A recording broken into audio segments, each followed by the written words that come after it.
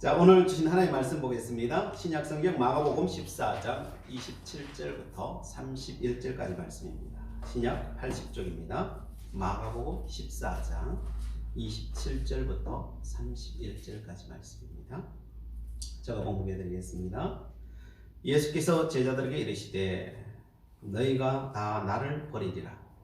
이는 기록된 바 내가 목자를 치리니 양들이 흩어지리라 하였음이니라. 그러나 내가 살아난 후에 너희보다 먼저 갈릴리로 가리라.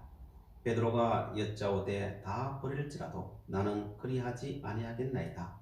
예수께서 이르시되 내가 진실로 내게 이르노니 오늘 이 밤 닭이 2번 울기 전에 내가 3번 나를 부인하리라. 베드로가 힘있게 말하되 내가 주와 함께 죽을지언정 주를 부인하지 아니하겠나이다 하고 모든 제자도 이와 같이 말하니라. 오늘 본문은 베드로가 나오고 있습니다. 베드로는 예수님의 수제자 중에 한 명이죠. 3년 동안이나 예수님을 따라다녔습니다. 그리고 수많은 교육도 받고 예수님이 행하시는 많은 일들도 직접 목격하였습니다. 이 정도 되면은 이제 예수님이 곧 있으면 십자가 달리시는데 이 정도 수준과 이 정도 세월이면은 베드로도 예수님의 제자들도 영적으로 거의 끝자락에 이르러야 됩니다. 완성 단계에 이르러야 되겠죠. 예수님 곧 돌아가시니까. 그런데 상황은 어떻습니까? 상황은 전혀 그렇지가 않아요. 아직 갈 길이 멉니다. 예수님께서 그런 제자들을 향하여서 이렇게 이야기합니다. 마가복음 14장 27절 오늘 본 말씀이죠. 예수께서 제자들에게 이르시되 너희가 다 나를 버리리라. 이는 기록된 바 내가 목자를 치리니 양들이 흩어지리라 하였음이니라. 이제 완성은 고사하고 그렇죠? 어느 정도 수준에 이르는 건 고사하고 도리어 예수님의 입에서 너희들 다 도망갈 거야. 다 끝날 거야. 이런 소리를 하는 거예요. 그것도 스가랴서의 예언을 빌려서 예수님께서 말씀하는 거예요.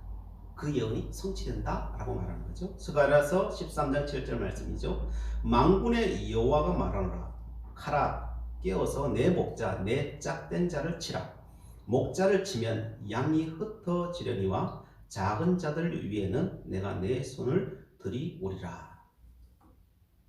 지금 제자들이 흩어질 것인데 그게 수백 년 전에 이미 예언되는 것이고 지금 이루어진다는 거예요. 그게 지금 너희들의 모습이라는 거예요. 이 말에 베드로는 동의할 수 없었어요. 우리가요? 내가요? 예수님, 그 말이 되지 않는 이야기죠. 이야기하는 것이죠. 우리가 3년 동안 예수님을 따라다녔고 우리가 예수님 하라는데 다 했고 내가 다 배웠고 우리의 의지는 충만합니다. 이것이죠. 그래서 29절에 베드로가 여짜오되 다 버릴지라도 나는 그리하지 않겠나이다. 베드로의 이 말이 거짓말 같아요? 저는 이 말이 베드로의 진심이라고 생각해요. 여러분이 만일 누구를 따라 한 3년 다녔다고 생각해봐요. 안 그럴까요? 진심일 거예요. 신천지에 6개월만 다녀도 어떻게 돼요? 그럼 맹신해가지고 막 다니는 거 보잖아요. 근데 참 목자 진짜 예수를 만났는데 그 제자들이 3년에 따라다녔는데 난 예수님 버릴 거예요. 그런 말을 했을까요? 절대 그런 말을 안 했어요. 이거는 베드로의 100% 진심이에요. 나는 그렇게 할 것입니다. 그렇게 하는 거죠.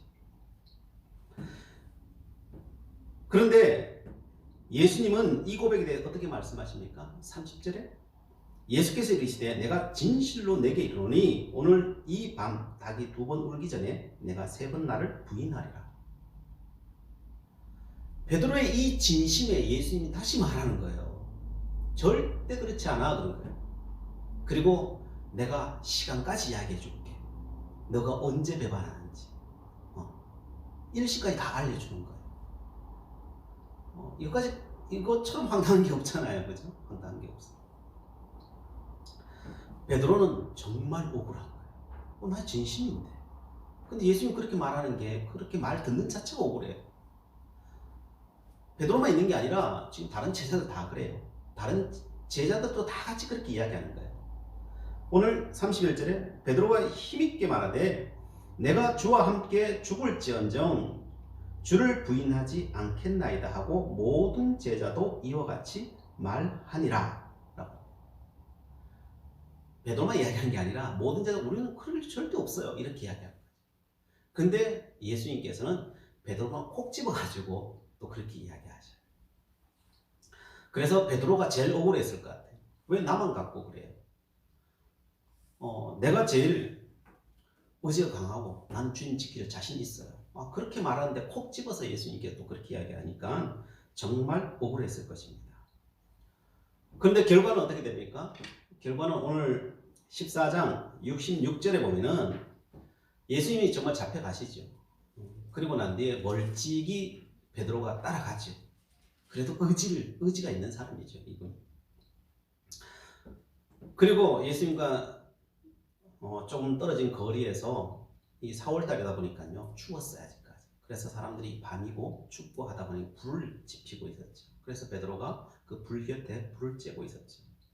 그런데 제사장 여종 하나가 이야기하는 거예요. 66절 나는 너가 예수님과 함께 있는 것을 보았노라 라고 이야기하는 거죠. 그러니까 베드로가 화들짝 놀라는 거죠. 자기를 알아보는 사람이 있으니까. 그래서 부인합니다. 아니라고. 잘못 봤다. 그렇게 이야기하죠. 근데 이 여종이 갸우뚱하는 거죠. 내가 잘못 봤나? 그러면 더 유심히 보는 거죠. 누구 한 사람이 누구를 딱 지목하면 무리가 그 사람을 또 유심히 지켜보게 돼 있어요. 그 말을 또 기억하고 정말 맞는가 안 맞는가 시간 텀이 있는 거죠. 사실 보고 있는 거죠. 그리고 난 뒤에 이 사람이 예수님의 제자다라고 재차 이야기하는 거죠. 내 기억이 당신이 말하는 게 틀린 것인가 의심은 했지만 다시 보니까 분명히 봤어 이런 이야기죠. 그러자 모든 사람의 관심이 이제 두 번씩이나 하니까요 베드로에게 더 집중되는 거죠. 그래서 옆에 있는 사람들이 그 베드로를 유심히 보는 거죠. 밤이라서 어렴풋하지만은 그래서 더 유심히 보는 거죠. 봤더니 거기에 누가 있었냐면은 요한복음에 보면은 귀가 잘린, 그죠? 겟세마네 동산에 귀가 잘렸던 말고의 친척이 거기 있었어요. 말고의 친척이 있으니까 정보가 충분히 갈 수 있는 사람인 거죠. 또한 사람들이 보니까 베드로가 이야기할 때 갈릴리 사투리를 쓰는 거예요. 그러니까 또한 정보가 되는 거죠. 그리고 거기 보면은 참으로라고 하는 말이 있어요. 그것은 옛날에 베드로를 직접 봤던 사람이 그 자리에 있었던 거예요. 그러니까 더 확신을 할 수 있는 거죠. 이 모든 정황들이 합쳐져서 말하는 거죠. 너도 갈릴리 사람이니 참으로 그 도당이라 이야기하는 거예요. 확실하다는 거죠. 그러자 베드로가요 더 화들짝 놀라는 거죠. 화들짝 놀라서 나는 아니라.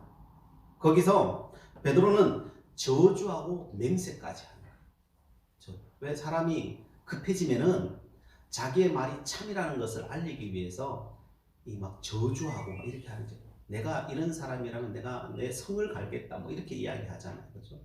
내 집안의 호적을 파겠다 뭐 이렇게 이야기하기도 하고 우리는 자기의 것을 숨기기 위해서 저주하고 또 맹세해버리는 거죠. 이렇게 베드로가 했다는 거예요. 신앙인에게 저주하고 맹세한다는 것은요 이건 굉장한 의미예요. 끝까지 갔다는 소리. 끝까지. 베드로는 의도하진 않았지만은 순간적으로 끝까지 가버린 거예요. 그때 닭이 두 번 울기 시작하였죠. 그러면서 예수님이 말씀한 것처럼 베드로는 3번 예수님을 부인하게 됩니다. 닭이 울자 그 소리에 정신이 번쩍 들었던 거죠. 내가 지금 뭘 하고 있지? 그러면서 그때부터 울기 시작하는 거죠. 한적한 곳에 가서 막 펑펑 우는 거죠. 왜 울었겠습니까? 베드로는 굉장히 의지가 강한 사람이에요. 의지가 강한 사람이 꺾였을 때는 어떤 일이 납니까? 자기 자신한테 실망해요. 다른 사람 때문이 아니라 자기 자신에게 실망해서 울음이 나올 수밖에 없는 거예요. 또한 자기가 가장 믿고 따랐던 그 예수님을 이 시간에 지키지도 못했을 뿐더러 저주하고 맹세까지 했습니다. 그 자괴감에 울 수밖에 없는 거예요. 자기 자신이 통제가 되지 않는 거예요. 너무나도 서럽기도 하고 자기 자신이 밉기도 하고 오만 생각이 막 다 드는 거죠. 자신은 모든 것을 지킬 수 있다고 생각했는데 실질적으로 어떤 것도 지킬 수 없었다는 거예요. 그게 서러운 거예요. 나는 원래부터 그런 사람이 아니야. 나는 못 지키는 사람이 이랬으면 몰라요. 그런데 나는 다 지킬 것이야 라고 말을 했는데 하나도 못 지킨 거예요. 이 절망의 깊이는 헤아릴 수 없는 거예요.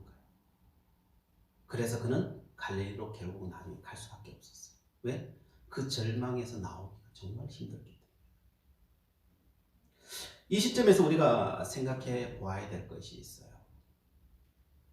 예수님은 다 아셨어요. 이 상황을 다 아셨어요. 그러니까 미리 다 예언까지 다 하셨잖아요. 그렇죠? 그런데 그 사랑하는 제자들 그 베드로를 그러면 미리 다 지킬 수 있었어요. 그런데 예수님은 그 베드로와 그 제자들을 다 아시면서도 지키지 않으셨어요. 왜 안 지켰을까요? 다 아시는데. 베드로 이 절망할 것을 다 아시고 계시는데 안 지키셨어요. 이유가 뭘까요? 오늘은 이 이유를 찾아보면서 우리가 하나님의 은혜를 찾기로 합니다. 왜 이게 중요하냐면요. 우리에게도 분명히 이 절망이 올 거기 때문에. 베드로에게 절망이 왔는데 우리도 하나님의 제자인데 이 절망이 안 올까요? 반드시 오게 돼 있어요. 베드로에게 왔다면은 나에게도 와요. 그럼 이걸 우리가 준비해야 될 거 아니에요. 이 절망이 오기 전에 준비해야 될 거 아니에요. 근데 이것을 내가 모르면요. 우리가 미리 준비하지 않으면은 이 절망을 준비하지 않으면은 우리도 뭐 또 가면 하나님께서 또 인도하시겠죠. 그렇죠? 그러나 그 깊이는 더 깊겠죠. 그래서 이것을 미리 알고 미리 준비할 수 있는 믿음의 사람이 된다면 우리는 굉장히 귀한 것을 얻을 수 있는 것이죠. 베드로가 그 삶을 산 것은 예수님께서 베드로를 그렇게 허락하신 것은 베드로는 그만큼 강한 사람이기 때문에 그래요. 그래서 오는 세대에 베드로 같은 전철을 밟지 않고 오기를 원하시는 예수 그리스도의 메시지이기도 한 것입니다. 자, 이게 왜 오고 어떻게 빠져나오는지 또한 이 은혜는 어떻게 이루어지는 것인지를 살펴보면서 오늘 은혜를 나누기를 원합니다. 베드로가 절망에 빠진 이유는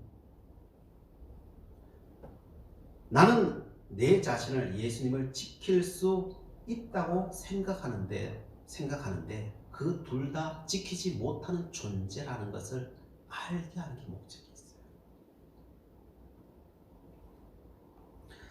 베드로는 그렇게 강한 의지가 있어서 지켰어요? 못 지켰어요? 못 지켰어요. 그럼 우리는 지킬 수 있을까 없을까요? 네, 우리도 못 지킬 확률이 거의 99.9%라고 보면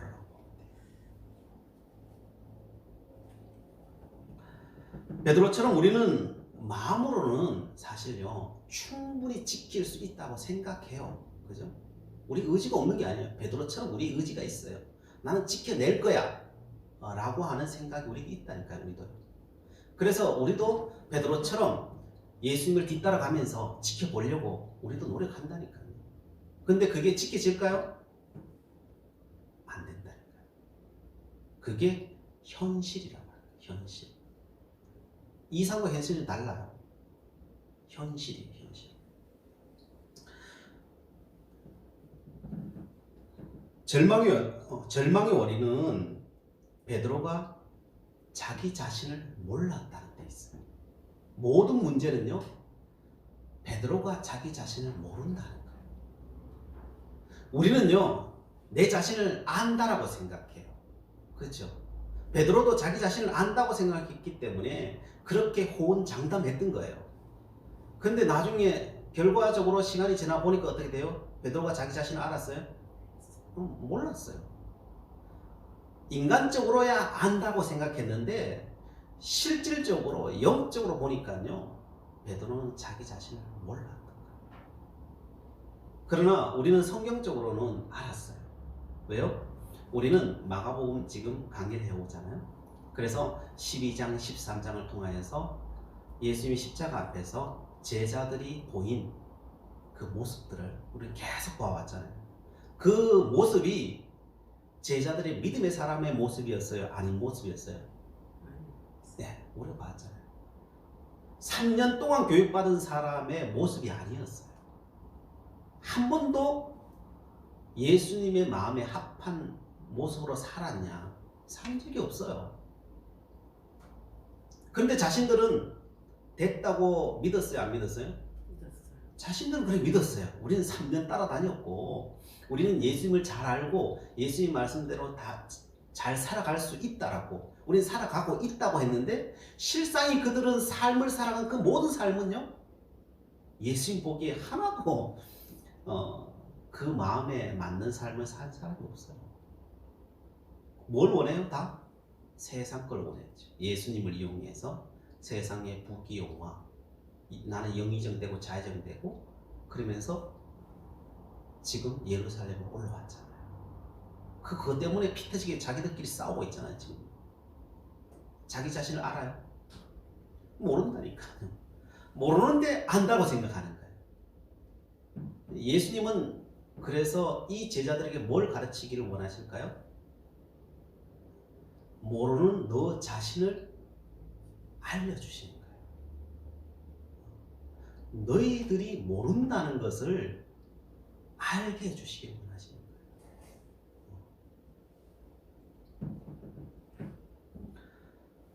자, 오늘 본문을 통해서 예수님께서 알려주시고자 하시는 건요, 베드로가 자기 자신을 알기를 원하는 거예요. 하나님, 자기 자신을 알기를 원하는 거예요. 지난 시간에 보았듯이 욥이 성공했느냐 실패했느냐가 욥기서에 중요할까요?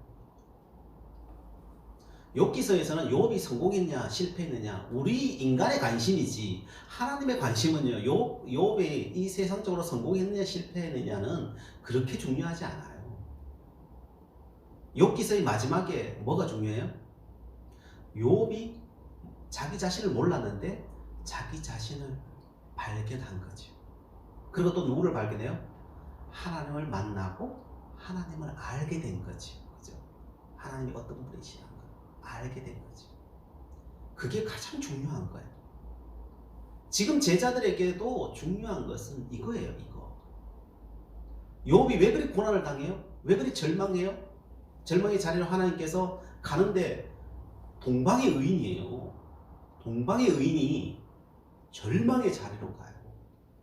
왜 가요? 자기를 모르기 때문에. 그래서 하나님께서는 그 자리로 보내시는 것입니다. 베드로도 마찬가지예요. 베드로가 뭐 나쁜 사람이에요? 베드로는 정말 의로운 사람 중에 하나고요. 의지가 강한 사람이고 지키려고 하는 사람이에요. 악한 사람이 아니에요. 근데 하나님은 도리어 어디로 보내요?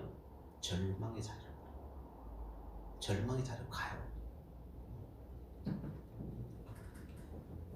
그것도 베드로가 그렇게 할 걸 수백 년 전에 다 예언을 해놨어요. 예언을 해놨어요. 하나님이 예언까지 한 것이 나쁜 걸까요? 예언까지 한 게 왜 나쁘겠어요? 그죠? 우리 인간적으로 보기에 그게 나쁜 것처럼 느껴질 뿐인 거예요, 사실. 그러면 베드로가 욥만 내몰리고 있습니까? 다예요, 다. 모세는 어땠습니까? 모세는 의롭게 자기 민족 구해보겠다고, 그죠? 그렇게 들고 일어났는데 어디로 쫓겨가요? 미디안 광야로. 몇 년 동안? 40년 동안 쫓겨요. 절망의 자리죠. 나중에는요, 40년이 지나니까 모고까지 다 잊어버려요. 그 정도로 절망의 자리라. 아니 그럼 모세는 그랬나요? 요셉은 어땠어요? 요셉이 뭐 나쁜 짓 하려고 했어요? 그죠? 나쁜 짓 하려고 한 게 아니에요. 형들에게 좋은 소식 전하려고 한 거예요. 그런데 어려움을 당해서 애굽의 종으로 팔려가고 감옥까지 가고요. 절망의 자리에 끝자락까지 가요. 뭐 요셉만 그러나요? 야곱은요? 야곱은 뭐 특별히 뭐 나쁜 짓 하려고 했나요? 그냥 일어났던 이야기. 엄마가 그렇게 또 하게 했죠. 엄마도 그냥 그렇게 하게 한 게 아니라 하나님이 다 예언해 주셨고 그 예언대로 이루고 있는 거예요, 사실. 그 과정이에요. 근데 어디로 도망가야 돼요? 하란 땅. 자기 삼촌 집에 가서 20년 동안 죽어라 고생하죠. 죽어라. 하나님 돌아가다가도 또 싸우죠. 그죠? 엉치뼈가 위골이 될 정도로 아픔을 겪죠. 왜 그러냐는 거예요. 하나님의 사람 중에 안 그런 사람이 있나요? 안 그런 사람이 없어요. 다 그래요. 다 그래요. 이 모든 걸 통하여서 이 모든 사건의 끝자락에 뭐가 있었어요? 모두 다 믿음의 사람들은 다 누구를 만나요? 그 끝자락에서 하나님을 만나고 하나님의 섭리를 깨닫게 되고 거기서 하나님의 일들을 감당하는 사람이 되는 거지. 거기서 누굴 발견해요?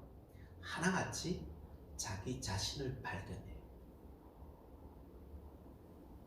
자기 자신을 몰랐던 자기 자신을 그 절망 가운데서 발견하게 되는 거예요. 절망 가운데. 자, 그러면은 하나님께서 왜 이런 절망의 자리에서 자기 자신을 발견하도록 하는 거겠습니까? 그 이유가 뭐 이유가 있을 거 아니에요, 그죠? 다 그 자리를 보내면은 하나님 보내실 때는 다 이유가 있단 말이에요. 그 이유가 무엇이냐? 예수의 말씀으로 기점해 보면 이런 내용이에요. 우리가 고난이 오는데 왜 고난이 오고 절망이 오느냐면요, 우리가 내 자신을 모르기 때문에 그래요. 앞에서 이야기했죠, 그죠? 근데 뭘 모르냐면요, 이 고난이 내가 다 만들었다는 것을 모르기 때문에 그래요. 사람들이 이걸 몰라요. 사람들은 자기가 모든 고난을 만들었다는 것을 모르는 게 그게 죄예요. 그렇죠? 예수님 말씀하시죠? 마태복음 10장 29절 말씀이에요. 참새 2마리가 한 아사리온에 팔리지 않느냐? 그러나 너희 아버지께서 허락하지 아니하시면 그 하나도 땅에 떨어지지 아니하리라.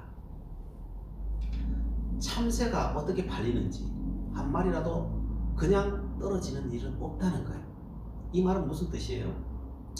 모든 것은 다 이유가 있다는 거예요.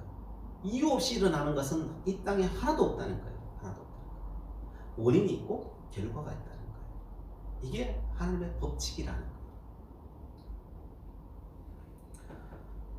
우리가 생각하기에 우연이라는 것은 없다는 거예요. 우연하게 그렇게 되었고 내가 억울하게 이렇게 되었고 이런 것은 세상에 없다는 거예요. 근데 우리는 어떻게 생각해요? 우연하게 이런 게 왔고 억울하게 이런 일을 당했고 다 그렇게 포장해 버리죠. 왜? 모르기 때문에 그래요. 모르기 때문에. 이게 어떤 결과를 통하여서 여기까지 왔는지를 내가 아냐고요? 모른다니까요. 마치 코로나와 마찬가지예요. 코로나가 나에게 왔어요. 근데 어떻게 왔는지 몰라. 내가 버스를 타서 왔는지, 그죠? 길 가다 어떤 사람을 스쳐서 왔는지, 뭐 마트에 갔는데 왔는지 내가 몰라요. 내가 몰라. 우리가 공개되는 건 뭐예요? 그 다른 사람의 동선 이거 하고 이제 밝혀진 동선 가지고만 알 수 있지. 그거 아니면 몰라요, 사실. 몰라요. 그것과 마찬가지인 거예요.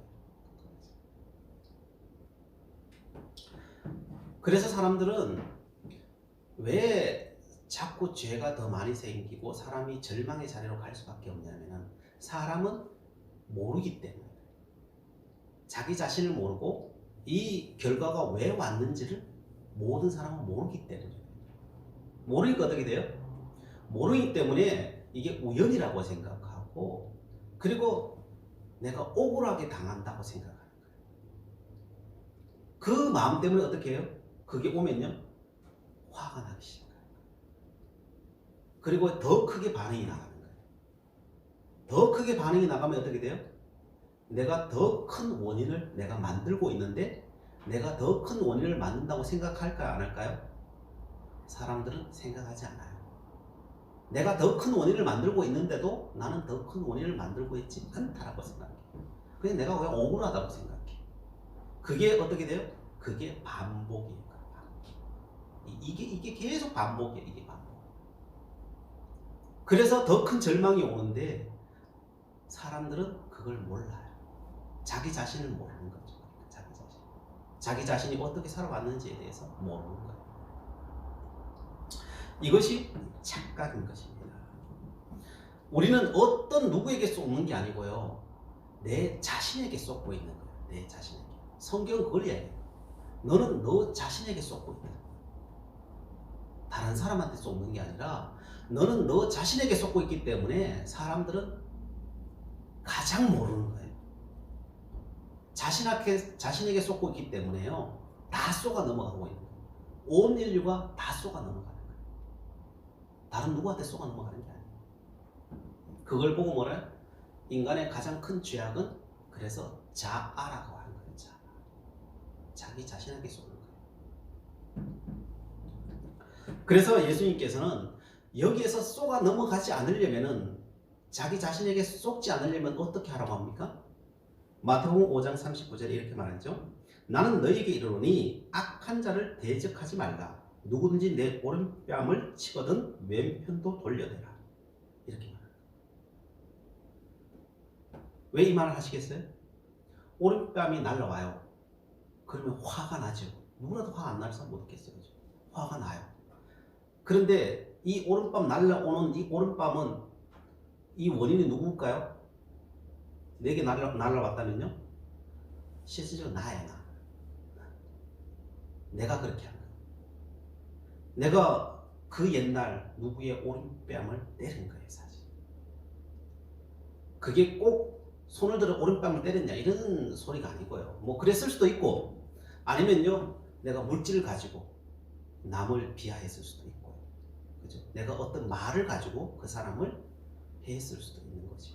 어떤 내 행동을 가지고 그렇게 했을 수도 있고 어떤 이유였든지 내가 한 게 있어요. 그게 뭘로 날아와요? 그게 지금 오른뺨으로 날아오고 있는 거예요.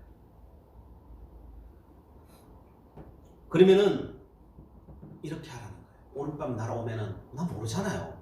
그냥 갑자기 맞은 거잖아요. 뭐 화가 나잖아요. 그죠? 화가 나잖아요. 그리고 이거 그냥 그대로 집에 가면요. 이게 그냥 맞은 게 아픈 게 문제가 아니고, 그죠? 막 억울해가지고요. 그죠? 분이 쌓여가지고 이게 맞은 거는 금방 사그러지는데 내 속에 쌓인 이 분은요. 하루가 이틀이 어떤 한 달이 아니 평생도 갈 수 있어요. 그 상처는. 그죠? 평생도 갈 수 있어요. 그래서 뭘 만들어요? 더 큰 오른뺨을 만들고 있는데 자기 자신을 모르고 있는 거예요. 그러면서 모르고 있는 거예요. 그래서 어떻게 하라는 거예요? 왼뺨을 돌려대라는 거예요. 왼뺨을 돌려라.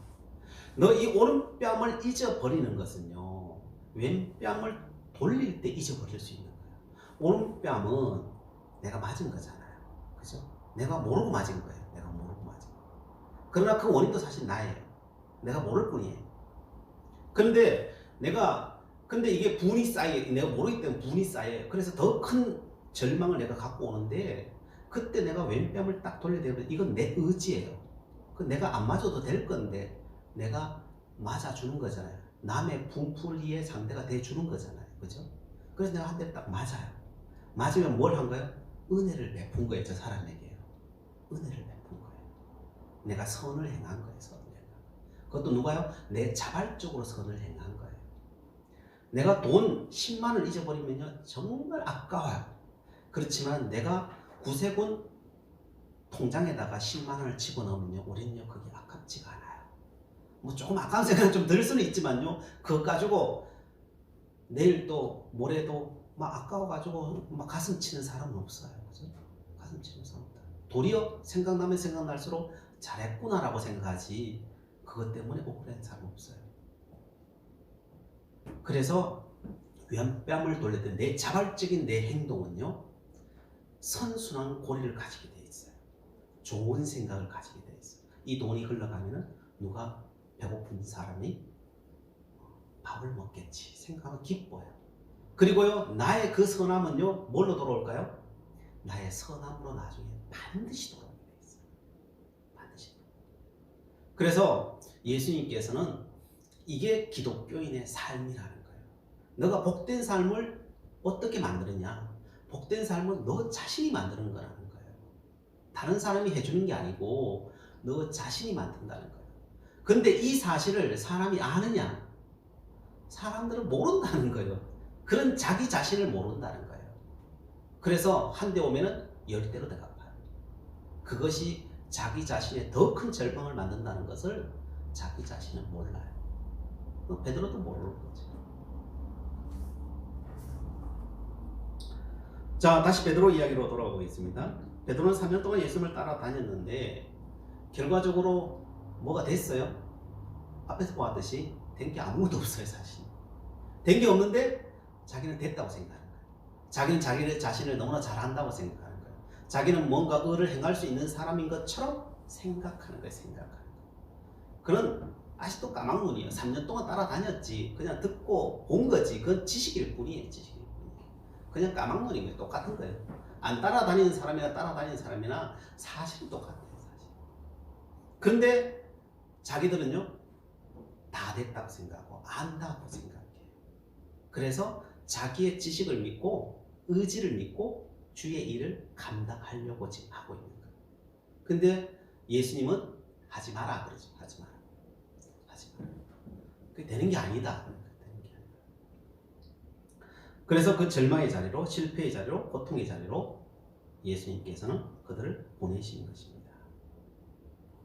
자, 그러면은 이거 오늘의 이 사건을 세세하게 분석해 보면요, 이런 거예요. 정말 이게 베드로가 하려고 한 것이 의로운 거냐 살펴보니 결코 그렇지 않아요. 베드로가 인간적으로 예수님의 죽음을 막는 것은요, 인간적으로 대단히 위대한 일이라고 볼 수 있어요. 그러나 그건 인간적인 생각이에요. 그럼 베드로가 예수님의 앞길을 딱 막아버리면 뭐가 안 이루어져요? 온 인류를 위한 구원이 안 이루어져요. 구원이 안 이루어져요. 근데 그걸 베드로가 알아요? 몰라요? 몰라요. 그건 몰라요. 그리고 더 깊은 이야기는 그 구원이 사실 다 제일 깊은 이야기죠. 또 한편으로는 예수님의 입장으로 봐서요. 지금 예수님 앞에 베드로가 가로막아 버리면은 누가 죽어요? 베드로가 죽게 돼 있어. 베드로가 죽어. 지금 하나님의 모든 계획은 이 베드로를 통하여서 온 땅에 복음이 증거되는 것이 하나님의 큰 계획이에요. 근데 베드로가 죽어버리면 그게 이루어져요? 안 이루어져요. 안 이루어져요. 근데 자기가 지금 예수님이 지킨다는 것이, 그러면 예수님은 정말 지키는 거예요? 정말 지키는 게 아니에요. 하나도 지키는 게 없어요. 그런데 자기 자신은 어떻게 해요? 자기 자신은 예수님도 지키고 다 지킨다고 생각하는 거예요. 하나님의 역사의 가장 반대편에 지금 있는 결정을 했는데 자기는 가장 옳은 일을 했다고 생각하고 있는 거예요. 이게 인간적인 생각이에요. 이게 인간적인 생각. 그래서 인간의 의로움이 하나님의 일을 이루느냐. 베드로의 예를 보면요, 인간의 의로움이 하나님의 일을 이루지 않아요. 이루지 않아요. 자, 그럼 베드로는 그렇다 치고 모세로 이야기를 한번 들어가 봅시다. 모세는 인간적으로 굉장히 의로웠죠. 자기 민족을 위해서 애국 군인을 쳐 죽일 정도로 의로운 마음을 가지고 있었죠. 그렇죠? 자, 그러면은 하나님 앞에서 이게 의로운 일인가 한번 살펴보겠습니다. 하나님의 계획이 중요한 거예요. 그렇죠? 우리에게는 하나님의 뜻이 중요하고 하나님의 계획이 중요해요. 하나님의 계획은 이스라엘 민족이 언제 나와야 되는 겁니까? 모세가 도망가고 40년 뒤에 하나님께서 애굽에서 구원하는 게 하나님의 계획이에요. 그리고 또 40년이 지나야 가나안 땅에 들어가는 것이 하나님의 계획이에요. 왜 그게 하나님의 계획이냐고 하면은 애굽에 있는 죄악이 아직 가득 차지 않아서 그래요. 그리고 가나안 땅에 있는 죄악이 아직 가득 차지 않았어요. 그래서 이 말은 아직 하나님의 때가 안 됐다는 거예요.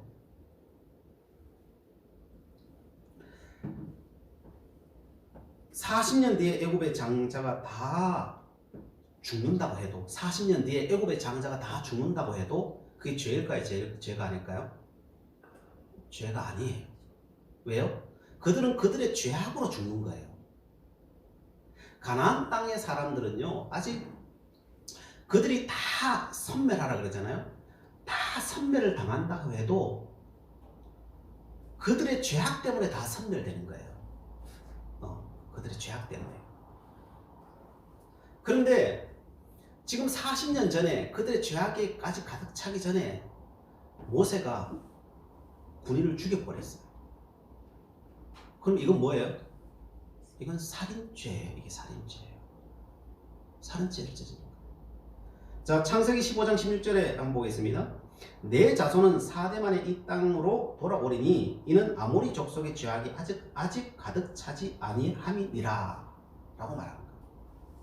이미 아브라함 때 이야기하는 거예요. 400년 전에 아브라함 때 이미 하나님께서 예언을 해두신 거예요. 언제 돌아오냐? 그 땅의 사람들이, 아모리 사람들의 죄가 관영해야, 가득 차야, 그때야 돌아온다는 거예요. 그게 하나님의 때고 하나님은 선하시기 때문에 하나님의 가장 선한 시기에 돌아온다는 거예요. 그런데 지금 모세는 그냥 자기 의로움과 자기 힘으로 그걸 이루려고 하는 거예요. 그러면 사람을 다 때려 죽이면서 자기는 명분이 있죠. 나는 이스라엘 민족을 위해서 이 사람을 때려 죽이는 거는 괜찮아, 이렇게. 근데 하나님 입장에 보면요, 안 괜찮아요. 살인죄 저지르는 거예요. 하나님께서 그 살인죄 저지르는 사람을 두둔해 줄 수 있겠어요? 공의로운 하나님께서. 민족을 위해서 그렇게 한다 그래도 그것은요, 두둔해 줄 수 없는 거예요, 하나님은요. 나중에 40년 뒤에 애굽 백성들, 하나님께서 그들을 심판하실 때 거기에서 가서 1000명을 때려 죽였다고 해도 그건 죄가 아니에요. 그들의 죄악에 의해서 그 결과로 죽는 거기 때문에 그래요. 그건 죄가 아니에요. 그래서 하나님의 섭리를 알아야 돼요.